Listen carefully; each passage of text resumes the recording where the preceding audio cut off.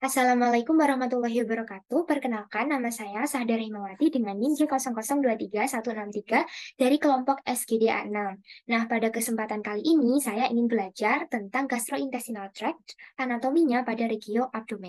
Yang pertama adalah lapisan dinding abdomen. Jadi, dinding abdomen itu dilapisi oleh beberapa lapis, yang mana pada lapisan anterior dan juga lateralnya berbeda dengan lapisan yang ada di posterior. Bedanya apa? Mari kita bahas satu persatu. Yang pertama adalah pada bagian anterolateral dulu. Jadi pada anterolateral itu terdapat 7 lapisan. Apa saja? Yang pertama adalah skin, kulit. Nah, ini dimulai dari yang paling superficial ke profunda ya. Yang pertama adalah skin. Nah, lapisan berikutnya ada fascia superficialis yang terbagi menjadi fascia camper dan juga fascia scarpa, di mana fascia camper ini merupakan lapisan lemak, sedangkan fascia scarpa ini merupakan lapisan jaringan membranosus. Nah, lapisan yang lebih dalam lagi ada fascia profunda, di mana fascia profunda ini merupakan jaringan ikat yang tipis yang dia akan melapisi setiap muskuli yang berada pada dinding abdomen anterolateral. Dia melapisi setiap muskuli yang ada di sana. Nah, kemudian lapisan di bawahnya ada muskuli et aponeurosis.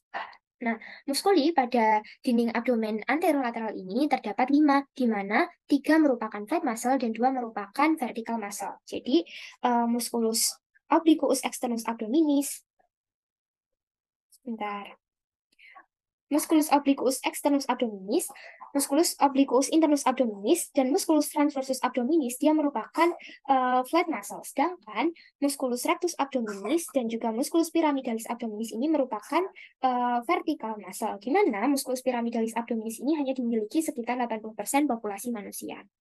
Seperti itu. Nah, kemudian tadi kan setiap muskul kan dilapisi oleh namanya fascia profunda, tetapi lapisannya itu tidak terlalu jelas. Nah, pada bagian lebih dalam dari musculus transversus abdominis itu ada lapisan yang jauh lebih jelas, yaitu namanya adalah fascia transversalis.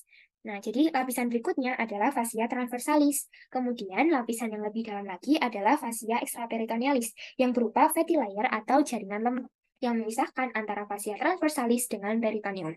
Nah, kemudian lapisan yang paling profunda itu ada namanya peritoneum parietal. Nah, peritoneum itu sebenarnya dibagi menjadi parietal dan juga visceral, di mana parietal akan melapisi dinding abdomen bagian dalam dan menyatu menjadi dinding abdomen, sedangkan kalau yang visceral dia akan melapisi tiap organ pada regio abdomen. Seperti itu. Nah, ini adalah preparatnya. Jadi yang paling luar tadi kan ada skin ya, yang paling luar ada kulit. Nah, kemudian lapisan kedua itu namanya fascia superficialis yang terdiri dari fatty layer yang disebut dengan camper fascia dan juga ada membranous layer yang disebut dengan fascia scarpa. Nah, kemudian ada yang namanya fascia profunda. Fascia profunda melapisi setiap muskul yang ada di sana. Di sini terdiri dari fascia profunda yang lamina superficial, lamina intermediate, sama lamina yang profunda. Nah, dia melapisi setiap muscle. Muscle-nya apa aja? Ada musculus obliquus externus abdominis, kemudian ada musculus obliquus internus abdominis, sama ada musculus transversus. Kemudian, lebih dalam dari musculus transversus abdominis ada namanya fascia transversalis. Nah, fascia transversalis di sini. Kemudian, lapisan yang lebih dalam lagi ada namanya fascia extraperitoneal yang berupa fat atau lemak. Nah, kemudian di sini adalah peritoneum parietal yang merupakan bagian yang paling profunda. Nah, kemudian bagaimana untuk lapisan dinding posterior? Sebenarnya hampir sama, cuman di sini hanya memiliki 5 lapis apa saja. Jadi yang pertama, lapisan paling superficial adalah kulit. Berikutnya ada fascia superficialis dorsi, kemudian ada muskuli. Nah, muskulinya ini juga berbeda. Yang pertama adalah musculus latissimus dorsi yang merupakan lapisan paling superficial atau merupakan layer pertama. Berikutnya, layer kedua diisi oleh musculus multifidus, musculus interspinalis, dan musculus obliquus internus abdominis. Kemudian layer yang paling dalam atau layer ketiga itu ada musculus quadratus lumborum, musculus iliopsoas, dan juga musculus transversus abdominis.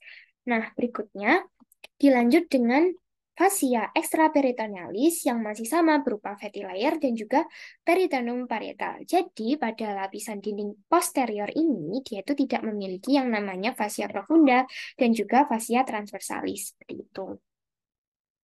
Nah, berikutnya muskuli yang sudah disebutkan pada dinding dinding abdomen tadi dibagi lagi menjadi muskuli anterolateral sama yang posterior. Nah, pembagiannya bagaimana?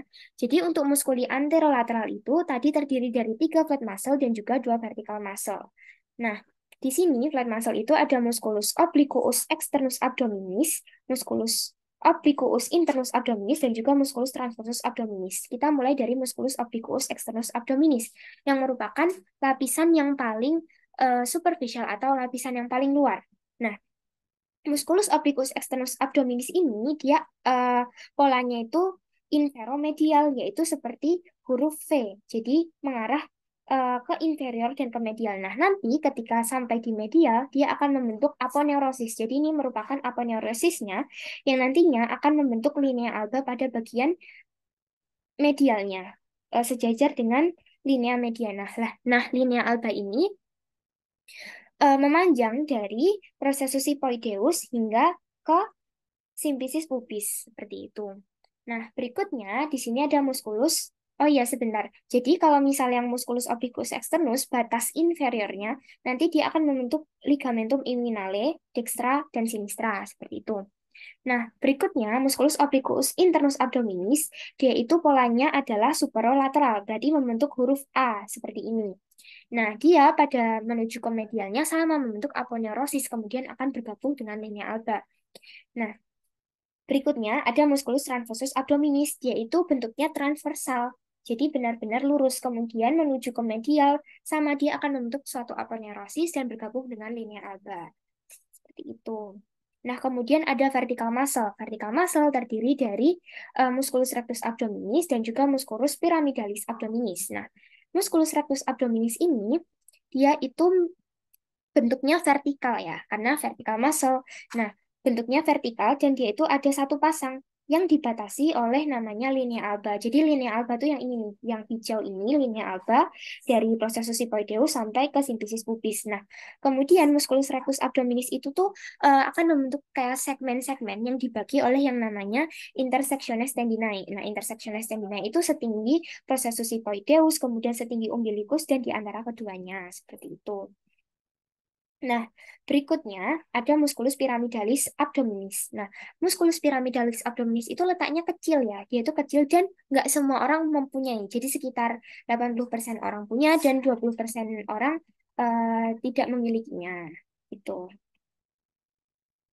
Nah, kemudian kedua muskulus ini yaitu musculus rectus abdominis dan juga musculus pyramidalis abdominis dibungkus oleh yang namanya vagina musculi recti abdominis. Jadi ada namanya vagina musculi recti abdominis. Nah, vagina musculi recti abdominis itu tuh terdiri dari apa? Terbentuk dari apa? Jadi itu merupakan gabungan aponeurosis dari 3 flat muscle, yaitu musculus obliquus externus abdominis, musculus obliquus internus abdominis, sama musculus transversalis abdominis, yang kemudian akan melapisi, akan melapisi vertical muscle. Jadi ini merupakan vagina musculi recti abdominis. Nah, ini adalah vagina musculi recti abdominis yang ini, yang putih ini.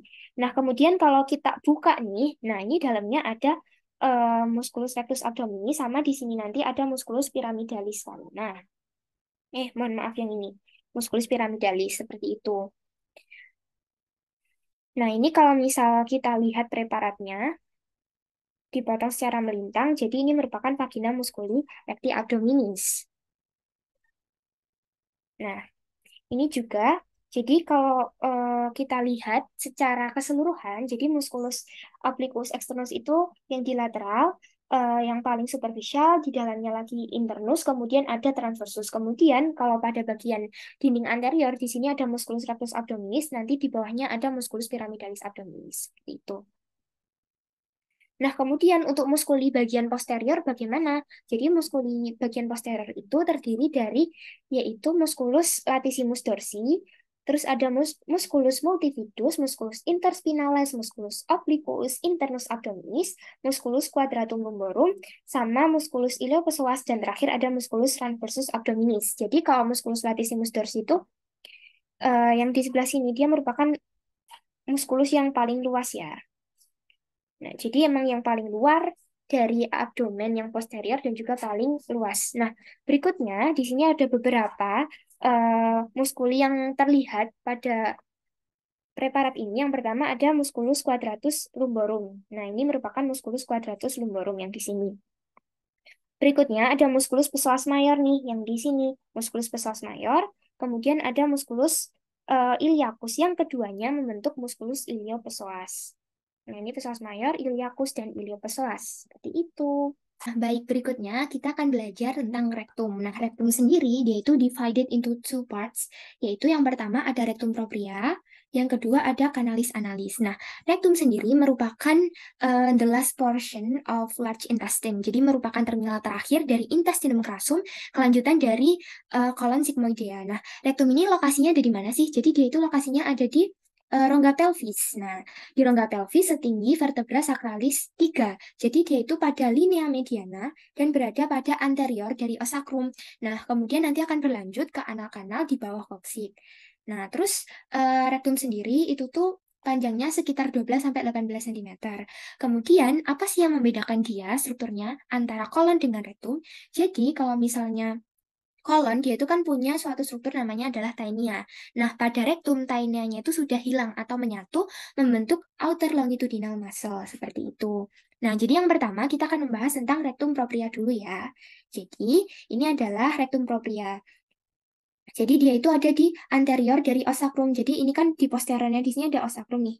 Nah, jadi rektumnya itu di anteriornya atau di depannya. Kemudian nanti itu akan berlanjut ke kanalis anal, kemudian ke bawah di bawah dari os koksik. Seperti itu. Nah, di sini kalau misal kita lihat, rektum itu bentuknya itu enggak yang lurus seperti itu. Jadi, ketika kita lihat dari lateral view atau dari sisi lateral, bentuknya itu seperti huruf S. Jadi, dia bentuknya seperti huruf S. Nah, kenapa bisa seperti huruf S? Karena ada suatu lengkungan atau disebut dengan flexura. Jadi ada flexura sacralis dan juga flexura perinealis atau flexura anorektal. Nah, jadi kalau yang bagian posterior, dia itu akan menghadap ke arah os sacrum, dia disebut dengan flexura sacralis. Sedangkan yang lebih ke superior namanya flexura sacralis, yang lebih ke inferior itu akan menghadap ke perineal, itu namanya flexura perinealis seperti itu. Nah, kemudian nanti flexura perinealis itu nanti akan membantu feses untuk bergerak menuju ke kanalis anal untuk dikeluarkan dalam proses defekasi oleh tonus dari musculus puborectalis. Jadi dia akan menjadi lurus atau tegak gitu saat proses defekasi. Nah, jadi ini merupakan struktur luarnya, ada flexura sacralis yang menghadap ke os sacrum sama flexura perinealis. Nah, terus struktur dalamnya seperti apa? Jadi struktur dalamnya itu seperti ini. Dia rektum itu punya 2 until 3 curves, jadi kayak ada lengkungan gitu 2 sampai 3 di dalam lumennya. Nah, kemudian dia dibentuk dari pelipatan submukosa yang disebut dengan valves of Houston atau di sini disebut dengan plica transversalis recti. Nah, jadi plika kan suatu pelipatan ke arah dalam. Jadi plika transversalis recti itu yang ini. Nah, ini kan ke arah dalam. Kemudian nanti akan membentuk ampula-ampula atau curve-curve atau kayak struktur yang lebih menggembung seperti itu. Nah, jadi plika transversalis recti di sini ada yang superior, kemudian ada yang media atau lipatan Kohlroffs, kemudian ada yang inferior. Nah, kemudian ada namanya ampula recti. Nah, ampula recti itu merupakan struktur yang mengalami dilatasi, di mana dia itu bisa berelaksasi fungsinya untuk menyimpan feses dan menampung feses sebelum dikeluarkan dalam proses defekasi, seperti itu. Jadi, strukturnya itu fungsinya menyesuaikan dengan strukturnya. Nah, terus kemudian ada juga nih perbatasan antara rektum dan juga kanal anal, yaitu ada namanya anorectalis junction. Nah, anorectalis junction tuh ini nih. Jadi ditandai dengan yang namanya linea anorectalis. Nah, ini kan kayak ada sebuah garis gitu kan. Ini adalah linea anorectalis. Nah, ini adalah linea anorectalis. Jadi dia itu perbatasan antara rektum dengan kanalis anal. Terus apa sih pembedanya? Jadi kalau pada bagian rektum dia itu plika atau lipatannya itu kan ke arah transversal nih. Nah, tapi kalau udah masuk ke anal dia itu ada juga plika atau lipatan tapi ke arah yang longitudinal kayak gini. Nah, kelihatan kan seperti itu. Oke, baik. Kemudian tadi kan disebutkan bahwa rektum dan anal kanal ini berada pada rongga pelvis. Nah, ini adalah rongga pelvis nih. Ini adalah rongga pelvisnya tuh di sini. Nah, kemudian rongga pelvis sendiri dia itu dilapisi oleh namanya fascia pelvis parietalis. Tapi untuk bagian dorsalnya dia itu atau di bagian ventral dari os sacrum, dia itu dilapisi oleh fascia presacralis atau namanya fascia Waldeyer. Nah, nanti setiap organ yang berada pada rongga pelvis, dia dilapisi lagi nih, sama namanya fascia intestinal. Nah, pada bagian rektum, dia dilapisi oleh fascia namanya fascia mesorektal, seperti itu. Kita bisa lihat di sini bahwa pada rongga pelvis tadi kan dilapisi oleh namanya fascia pelvis parietalis, seperti ini. Kemudian, kalau pada bagian dorsalnya dia itu dilapisi oleh fascia presacralis atau fascia Waldeyer. Nah, jadi ini fascia pelvis parietalis sama presacralis atau Waldeyer. Kemudian setiap organnya dilapisi oleh fascia intestinalis. Nah, ini adalah organ sakrum nih yang ini. Ini adalah organ sakrum. Nah, dia dilapisi oleh fascia mesorektalis. Fascia mesorektalis. Nah, kemudian struktur dari fascia mesorektalis ini nggak cuman mengelilingi sakrum aja, tapi ada juga jaringan adiposa dan juga jalur neurovaskular. Nah, kemudian keseluruhan bagian yang dilapisi oleh fascia mesorektalis ini disebut dengan mesorektum, seperti itu. Nah, berikutnya, setelah sakrum, kita akan membahas tentang kanalis analis. Jadi, kanal anal sendiri itu tuh struktur yang panjangnya itu sekitar 2,5 sampai 5 cm. Nah, kanal anal ini dibagi menjadi 3 segmen. Apa aja? Yang pertama adalah zona kolumnaris. Nah, zona kolumnaris ini tuh merupakan lipatan longitudinal. Lipatan longitudinal atau namanya adalah kolumna anal yang terbentuk dari corpus cavernosum. Yang kedua adalah zona alba atau pecten analis, yang merupakan epitel squamous non-kornifikasi yang dibatasi oleh linea pectinata. Karena dia non-kornifikasi, makanya warnanya itu putih atau pucat. Nah, kemudian yang terakhir ada zona kutanea. Zona kutanea, kutan artinya kulit, maka dia merupakan kulit eksternal yang dibatasi oleh linea anokutanea. Nah, kemudian ada lagi nih zona di mana dapat terjadi yang namanya hemoroid.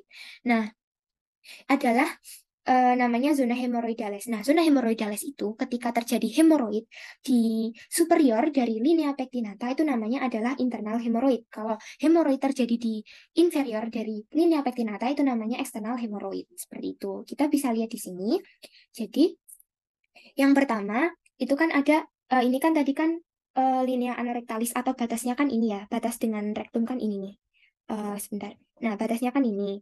Nah, kemudian di sini itu ada namanya zona kolumnalis. Zona kolumnalis yang terdapat kolumna analis yang lipatan atau plika-plika longitudinalnya. Nah, berikutnya dibatasin lagi namanya linea pectinata. Nah, dibatasin sama linea pectinata. Kemudian bagian inferiornya itu namanya adalah zona alba atau yang pucat atau putih ini atau namanya pecten analis. Kemudian dibatasi lagi nih sama linea anokutanea. Nah, kemudian yang paling inferior ini yang paling kaudal itu namanya zona zona kutanea seperti itu. Nah, kemudian si linea pectinata ini dia juga akan membatasi internal hemoroid sama yang eksternal hemoroid kayak gitu. Nah, kemudian di sini ada struktur-struktur penting dalam kanalis anal apa aja. Yang pertama ada kolumna anales, ada valvula anales, dan juga sinus anales. Nah, untuk kolumna anales, jadi dia merupakan lipatan-lipatan longitudinal atau lipatan-lipatan plika longitudinal yang terbentuk dari anastomosis dari arteri dan juga vena. Nah, berikutnya pada bagian kaudalnya itu ada kayak lipatan yang menggabungkan dua kolumna anales yang disebut dengan valvula anales. Jadi valvula analis itu yang ini. Valvula analis itu yang ini. Kemudian di antara valvula analis kan berarti ada cekungan. Nah, cekungannya itu dinamakan dengan sinus anales. Jadi kayak cekungan di antaranya ini adalah namanya sinus anales. Seperti itu. Nah, berikutnya ada lagi namanya adalah corpus cavernosum ani. Apa sih corpus cavernosum ani itu? Jadi, corpus cavernosum ani ini merupakan struktur yang berada di bawah dari membran mukosa. Nah, dia merupakan tempat jaringan arteri venosa yang beranastomosis secara padat. Nah, ketika corpus cavernosum ani ini mengalami pembesaran, maka akan terjadi yang namanya hemoroid gitu. Jadi, hemoroid adalah pembesaran dari corpus cavernosum ani. Nah, di mana sih? Nah, dia di sini nih. Dia di dekat sini nih. Nah, dia kan banyak banget pembuluh darahnya nih kelihatan kan. Seperti itu. Nah, kemudian kita masuk ke otot-otot sphincter ya. Jadi kan rektum dan juga kanal anal, terutama kanal anal itu merupakan kayak terminal terakhir dari feses. Artinya dalam proses defekasi kan perlu yang namanya kontraksi otot. Nah, di sini ada 4 otot, yaitu ada dua otot polos dan juga 2 otot lurik. Apa aja? Jadi ada musculus sphincter ani internus, kemudian ada musculus corrugator ani. Yang keduanya merupakan otot polos. Nah, jadi inervasinya secara simpatis involuntar. Sedangkan untuk otot luritnya itu ada musculus sphincter ani externus dan juga musculus puborectalis yang masih termasuk dalam musculus levator ani. Dia merupakan otot lurik sehingga inervasinya setara volunteer. Nah, kalau misal musculus sphincter ani externus diinervasi oleh nervus pudendus, kalau misal yang musculus puborectalis diinervasi oleh nervus pudendus dan cabang langsung dari plexus sacralis. Nah, gimana sih letaknya? Jadi gini. Ini yang pertama sphincter ani internus itu tuh di sebelah sini, dia merupakan otot polos. Kemudian ada musculus corrugator ani itu yang di sini. Kalau sphincter ani internus itu merupakan kelanjutan dari lapisan muscularis yang sirkular. Kalau yang musculus corrugator ani lanjutan dari lapisan muscularis yang longitudinal. Nah, terus ada musculus sphincter ani externus. Itu ada 3 pars, yaitu pars profunda, pars superficial, sama pars subcutaneus. Terus yang terakhir ada musculus puborectalis yang masih termasuk dalam musculus levator ani gitu. Nah, terus untuk neurovaskularisasinya, jadi pada rectoanal ini diinervasi secara simpatis oleh yang namanya nervus plancino-lumbalis. Kemudian inervasi secara parasimpatisnya yaitu pada preganglionnya oleh dari plexus sacralis dari S2 sampai S4. Nah, kemudian nanti akan melewati nervus plans nikitalviki. Tapi untuk bagian kaudalnya dia diinervasi oleh yang namanya nervus pudendus ya atau namanya nervus hemorrhoidalis inferior yang masih merupakan cabang dari plexus sacralis. Jadi ini. Jadi dari plexus sacralis dari S2 sampai S4 nanti tuh dia akan melewati nervus plans nikitalviki, kemudian nanti akan beranastomosis dengan plexus hypogastricus inferior. Tapi untuk bagian kaudalnya dia diinervasi oleh nervus pudendus yang merupakan cabang dari plexus sacralis. Itu. Nah, kemudian untuk vaskularisasinya, jadi rectoanal ini divaskularisasi oleh 3 arteri dan juga 3 vena apa aja. Yang pertama adalah namanya arteri rectalis superior, cabang dari arteri mesenterica inferior, kemudian ada arteri rectalis media, cabang dari arteri iliaca interna, sama ada arteri rectalis inferior, yang merupakan cabang dari arteri pudenda interna, dari arteri iliaca interna juga. Nah, bisa kita lihat di sini. Jadi, kalau misal arteri rectalis superior itu yang di sini. Nah, arteri rectalis superior cabang dari arteri mesenterica inferior. Kemudian, arteri rectalis media, dia itu merupakan cabang dari arteri iliaca interna. Kalau misal arteri rectalis inferior, yang di inferior sini, dia merupakan cabang dari arteri pudenda interna, yang masih merupakan cabang dari arteri iliaca interna. Nah, jadi kan tadi ada 2 cabang, yaitu mesenterica inferior dan juga iliaca interna. Nah, daerah yang membagi vaskularisasi dari mesenterica inferior dan juga iliaca interna itu disebut dengan dibatasi oleh linea pectinata. Terus untuk venanya, jadi kita itu memakai yang namanya vena rectalis superior, yang melalui vena mesenterica inferior, kemudian akan menuju ke vena porta hepatis, kemudian ada vena rectalis media yang melalui vena iliaca interna, kemudian menuju vena cava inferior, kemudian ada vena rectalis inferior yang akan melalui vena pudenda interna dan juga vena iliaca interna yang akan menuju ke vena cava inferior. Nah, di mana jadi yang pertama kan ada vena rectalis yang superior. Nah, vena rectalis superior dia akan melalui vena mesenterica inferior menuju ke vena cava, vena porta hepatis, mohon maaf. Nah, kemudian yang kedua ada vena rectalis media. Nah, vena rectalis media dia akan menuju ke vena iliaca interna, kemudian menuju ke vena cava inferior. Kemudian yang terakhir ada vena rectalis inferior, dia melewati vena pudenda interna, kemudian ke vena iliaca interna, kemudian menuju ke vena cava inferior. Jadi kan arah drainasanya itu menuju ke vena porta hepatis dan juga ke vena cava inferior. Nah, daerahnya dibagi oleh namanya linea pectinata, seperti itu.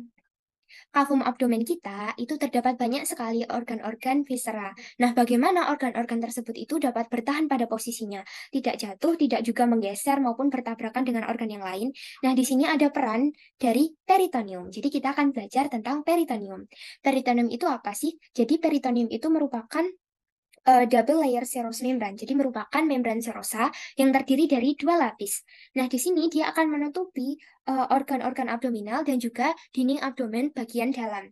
Nah, di sini kan terdapat 2 layer, yaitu visceral sama parietal. Nah, kemudian organ-organ yang dilapisi oleh peritoneum itu nanti dibedakan menjadi 2. can be divided into two major groups. Yang pertama, itu ada intraperitoneal organ dan juga extraperitoneal organ. Extraperitoneal organ ini biasa disebut dengan retroperitoneal atau bisa disebut intraperitoneal. Nah, kemudian peritoneum itu tuh terdiri dari dua layers kan, two layers atau dua lapis. Apa aja sih?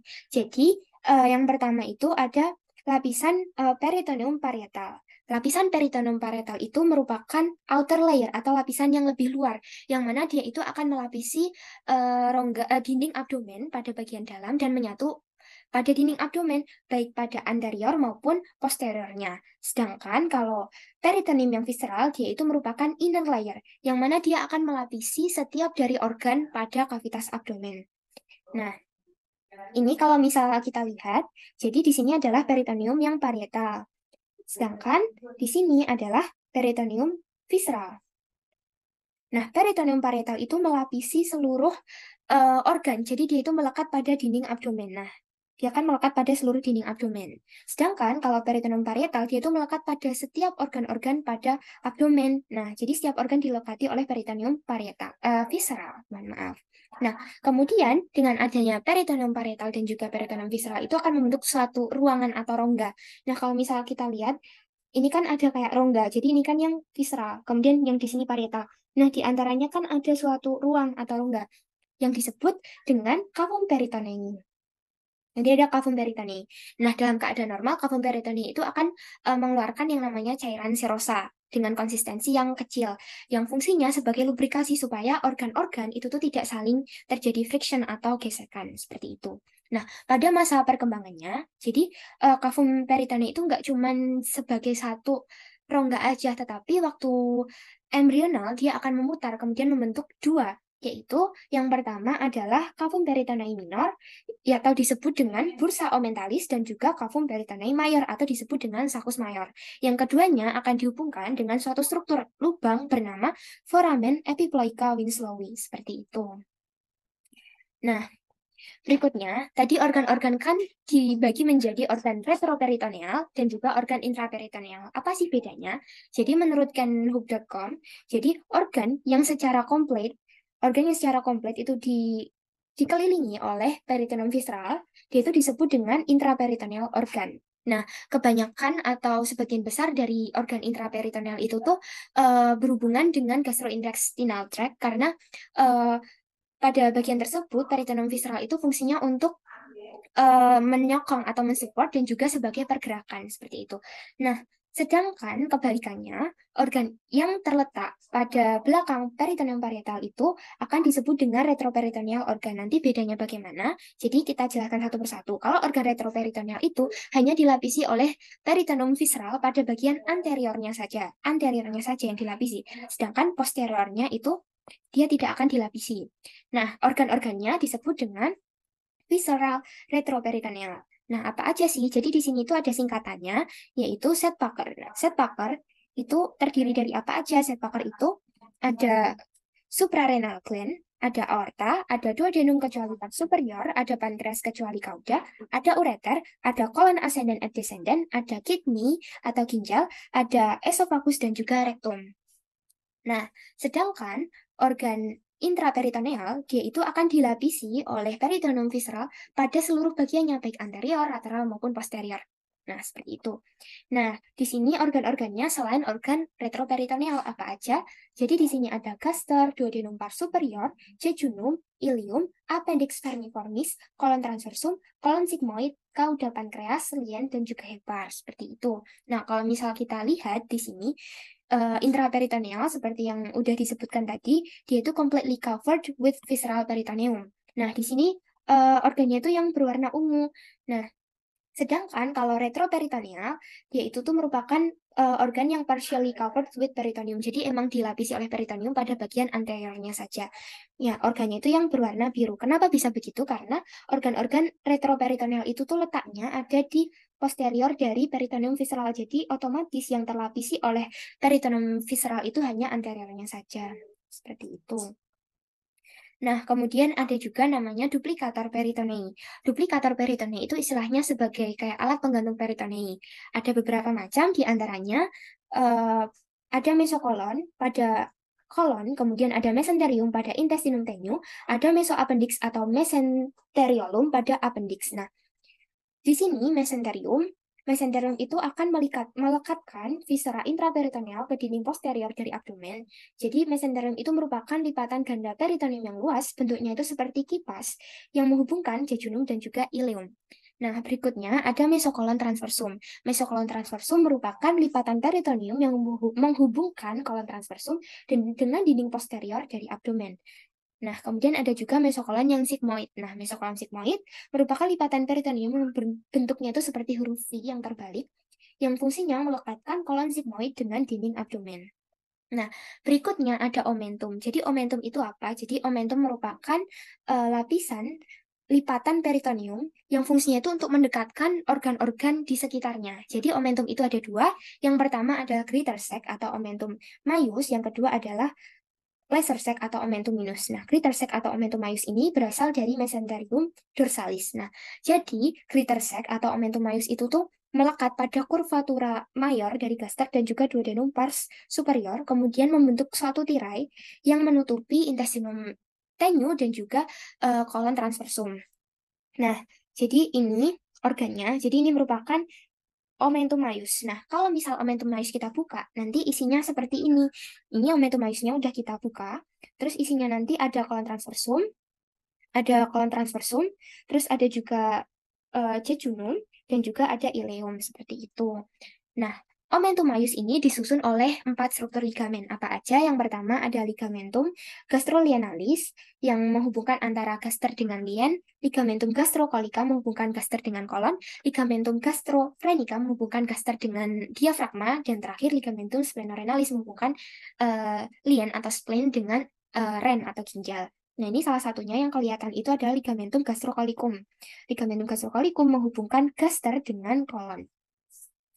Nah, berikutnya, di sini ada omentum minus. Omentum minus berasal dari mesenterium ventralis. Nah, omentum minus itu melekat pada kurvatura yang minor dan juga duodenum pars superior, kemudian menuju ke facies inferior dari hepar. Nah, omentum minus ini adalah strukturnya, di mana dia itu akan strukturnya dibentuk dari dua ligamen. Apa aja? Yang pertama adalah ligamentum hepatoduodenal